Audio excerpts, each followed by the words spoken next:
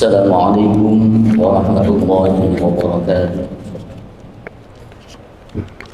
Alhamdulillahilladzi an'ama 'alaina bi ni'matil iman wal islam wa hadana ila subulis salam wa khassana bi syari'ati Muhammadin khairil anam. Allahumma shalli wa sallim wa barik ala sayyidina Muhammadin wa ala alihi wa ashabihil kiram, amma ba'd. Jamaah salat zuhur Masjid Abu Bakar As-Sagaf yang dirahmati Allah. Suatu ketika Zunnun Al-Misri, seorang sufi besar di abad ketiga Hijriah, sedang berjalan di atas pegunungan Antiokhia. Tanpa diduga, beliau bertemu dengan seorang perempuan yang terlihat seperti gila. Perempuan tersebut memakai jubah dari wol, sebagaimana dijelaskan di dalam kitab Hilyatul Awliya wa Tabaqatus Syifa karya Abu Nu'aim Al-Asfahani. Zunnun Al-Misri kemudian memberikan sapaan salam kepada wanita tersebut. Sang wanita pun kemudian menjawab salam lalu bertanya, "Bukankah engkau adalah Zunnun Al-Misri?"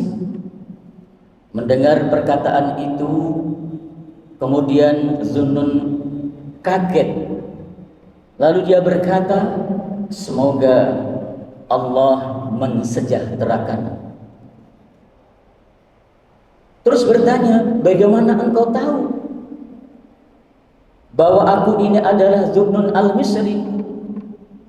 Perempuan itu lalu menjawab, "Allah telah membuka tirai antara diriku dan hati, sehingga aku mengenalmu melalui jalinan komunikasi ma'rifah, cintaku kepada Sang Khaliq."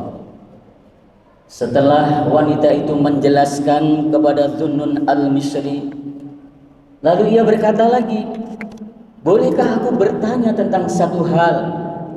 "Tanyakanlah," kata Zunnun Al-Misri. Perempuan tersebut kemudian bertanya, "Apa itu dermawan?" Zunnun lalu menjawab, "Dermawan itu adalah mengeluarkan harta dan memberi."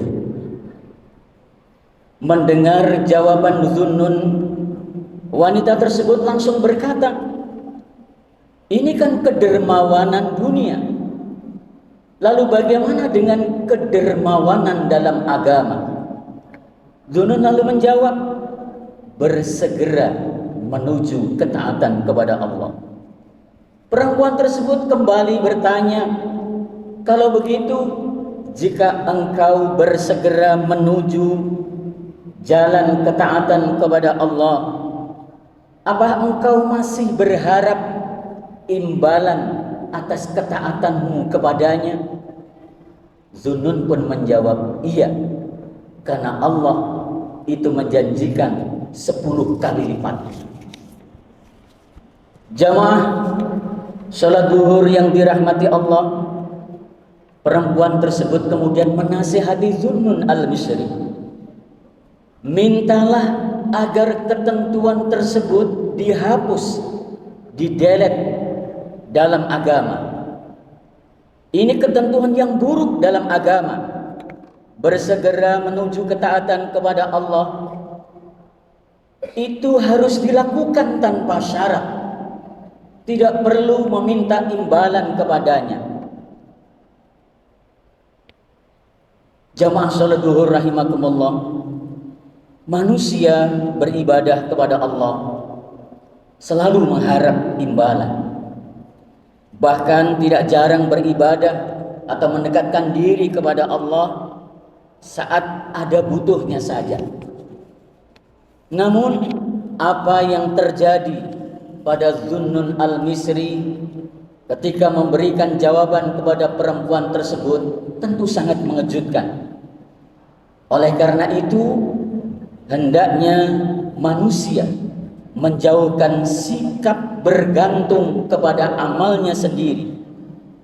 Misalnya sedekah, puasa, sholat, dan lain sebagainya.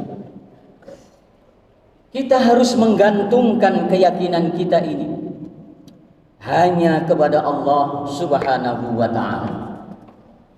Ada sebuah hadis yang diriwayatkan oleh Imam Bukhari, disebutkan anna Abu Hurairah qala sami'tu Rasulullah sallallahu alaihi wasallam yaqul la yudkhila ahadan amaluhu al-jannah qalu wala anta ya Rasulullah qala la wala ana anta ghammadanillah bifadlin wa rahmatin.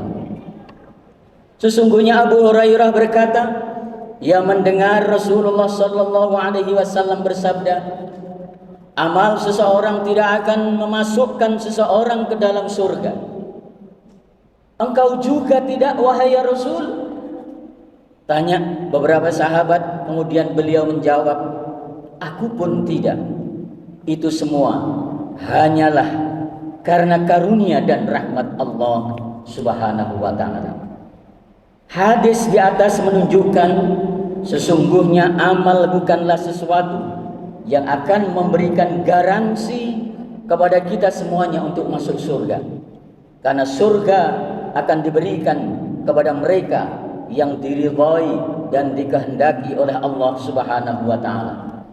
Itulah sebabnya kenapa di setiap selesai melaksanakan ibadah salat, kita biasa dianjurkan untuk membaca doa, Allahumma inna nas'aluka ridhaka wal jannah. Ya Allah, aku meminta ridha dan surga.